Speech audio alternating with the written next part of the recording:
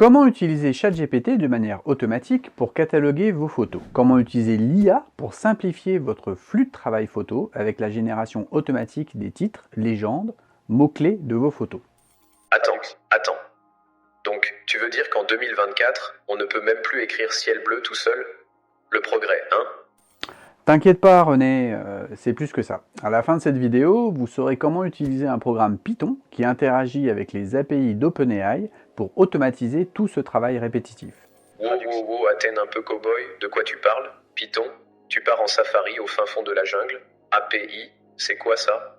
T'inquiète pas René, on va expliquer tout ça et à la fin de cette vidéo, vous saurez comment automatiser une grande partie du travail répétitif lié au catalogage des photos. Et si ça ne vous intéresse pas, eh bien, vous pouvez toujours aller écrire vos mots-clés à la main pendant des heures et des heures. Et je vous montrerai comment j'utilise ce système sur un site comme Art Deco & Co pour vendre vos photos. Juste après ça. Salut, c'est Sam et René. Bienvenue dans ce nouvel épisode de Shutter Insight, là où la créativité et la technologie façonnent le futur de la photo. Note pour plus tard. Et si l'avenir de la photo, c'était vous? Et pour ne rien louper de nos futures explorations, songez à vous abonner. Automatiser le catalogage de mes photos et celles des photographes partenaires d'Art Deco & Co était pour moi une obligation. Je n'avais pas de temps à passer à manuellement aller saisir 30 mots-clés par photo pour qu'elles soient correctement référencées sur Google et sur le site d'Art Deco & Co. Avant de commencer, si vous aussi vous utilisez des solutions de catalogage automatique, dites-le en commentaire, ça permettra de comparer les différents systèmes. Je vais vous expliquer en quoi cela consiste, vous montrer concrètement comment procéder, et on enchaînera avec un cas pratique pour que vous voyez le résultat au final, une fois les photos publiées sur un site web. Très bien. Tout d'abord, Python. Python est un langage de programmation. Pour celles et ceux qui sont déjà perdus, disons que c'est le langage parlé nativement par René, contrairement au français. Ah super, ça chambre dès la première minute. Si c'est ça continue sans moi, je vais me chercher un café. Son créateur m'avait prévenu, il est un peu soupolé. Bref. Tout code informatique repose sur un langage avec lequel on programme. Il existe plein de langages différents et là, on va utiliser celui qui s'appelle Python. Voilà, pas besoin d'en savoir plus. Ça va? Maintenant, parlons API d'OpenAI. C'est quoi donc? Une API, Application Programming Interface, ou interface de programmation d'applications en français, est un ensemble de règles et de mécanismes qui permet à différentes applications ou logiciels de communiquer entre eux.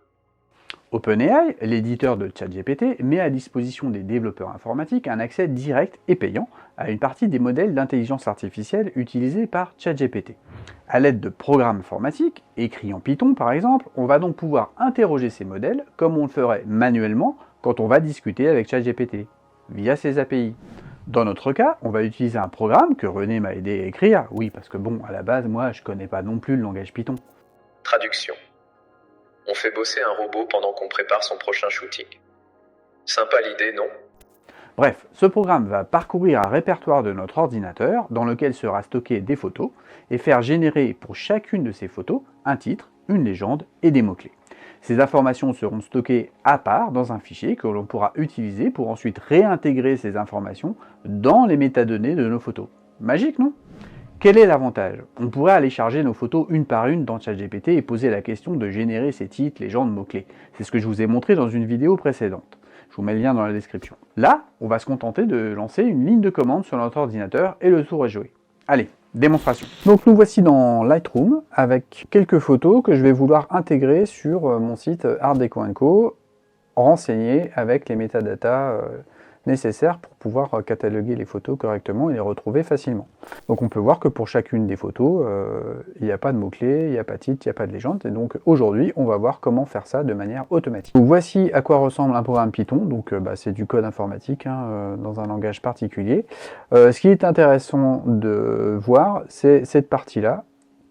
Donc une fonction que j'ai appelée Generate Content. Et donc cette fonction, elle consiste en quoi? Elle consiste finalement à interroger ChatGPT comme on le ferait nous si on tapait un prompt dans ChatGPT, sauf que là on le fait dans un programme informatique. Donc on lui indique, pour la photo ci-jointe génère une légende, précise ta réponse de légende, 30 mots-clés, un titre et une catégorie aussi.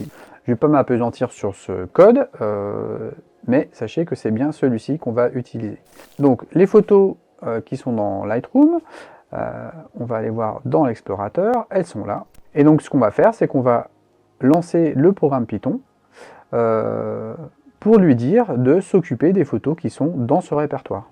Donc je vais lancer une invite de commande. Donc pour faire ça, vous allez dans la barre rechercher, vous tapez cmd entrée. Moi j'ai un petit raccourci qui s'appelle Python qui me permet en fait de charger tout mon environnement, qui va me permettre ensuite de lancer des programmes Python. Voilà, Python c'est un langage de programmation, et pour utiliser ce langage de programmation, vous allez installer sur votre ordinateur un programme Python qui va permettre d'interpréter les programmes que vous écrivez. Donc voilà, il m'a positionné automatiquement dans mon répertoire Art Deco & Co. Et maintenant, nous sommes prêts à lancer le programme. On va lancer Python, le nom de mon script, on va lui dire que le répertoire à parcourir, c'est celui qui contient les photos, donc le voici. Et on va lui dire qu'on veut générer des légendes, des titres, des mots-clés et une catégorie. Parce que le script Python que j'ai écrit permet à la fois de générer l'ensemble des informations, ou si on souhaite de générer qu'une partie des informations. Par exemple, de générer que des mots-clés ou que une légende. On le lance et c'est parti. Bon, c'est pas très spectaculaire, hein, parce que là en fait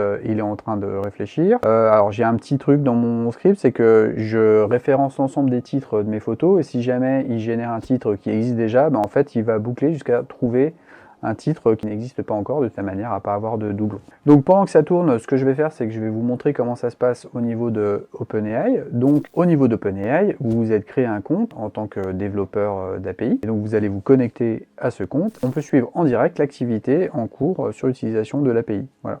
Donc là on peut voir que actuellement, avec ce que je suis en train de faire, ça m'a coûté aujourd'hui 5 cents. Si ça vous intéresse, dites-le en commentaire. Je pourrais, dans une autre vidéo, vous montrer comment générer, comment créer votre compte sur OpenAI. Sachant que, contrairement à la version payante de ChatGPT, il ne s'agit pas là d'un abonnement à payer, vous payez que à l'utilisation. Donc une fois que vous avez créé votre compte, en fait, vous ne paierez que si vous l'utilisez. Voilà, donc il a terminé de générer l'ensemble des informations pour les différentes photos. Donc ces informations, comme je vous le disais précédemment, il les a stockées dans un fichier à part. On va donc aller consulter ce fichier.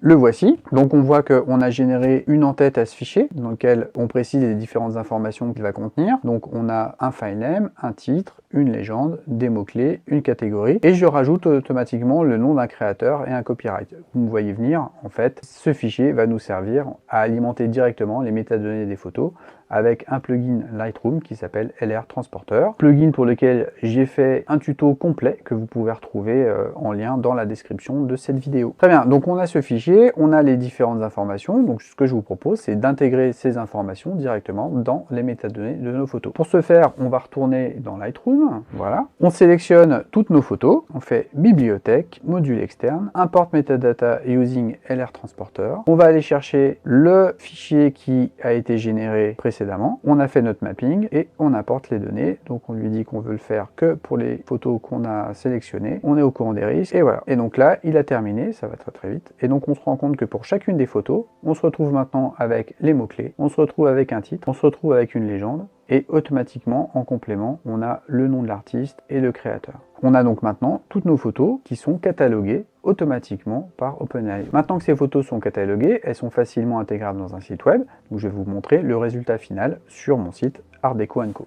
Donc si on va sur le site, dans catalogue, et qu'on recherche par exemple toutes les photos qui contiennent le mot-clé crépuscule, automatiquement on va se retrouver avec nos photos. Donc si on prend celle-ci, voilà, on se retrouve donc avec toutes les informations de la photo, le titre, la légende, et les mots-clés qu'on a vus précédemment, automatiquement enregistrés sur le site web, ce qui permet de les cataloguer plus facilement. Voilà, donc autre exemple, si je fais une recherche directement sur le site en tapant coucher de soleil, je vais bien retrouver toutes mes photos de coucher de soleil, y compris celles que je viens d'importer. Celle-ci, celle-ci, les deux premières, celle-ci, celle-ci, celle-ci, celle-ci.